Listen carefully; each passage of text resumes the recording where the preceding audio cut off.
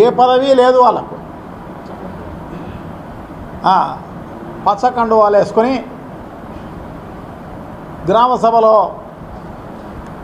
ప్రముఖ పాత్ర వహించే కార్యక్రమం చేస్తున్న పరిస్థితి రాష్ట్ర వ్యాపితంగా ఉన్న పరిస్థితి. ఇంతకు తప్ప నుంచి మార్పు ఏమీ లేదు, కొత్తగా వచ్చిన కథ ఏమీ లేదు. ఈ ప్రభుత్వం వచ్చి దాదాపు 3.5 నెలలు కావస్తోంది.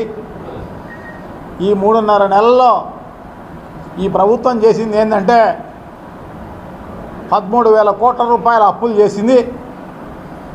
రేపు మంగళవారం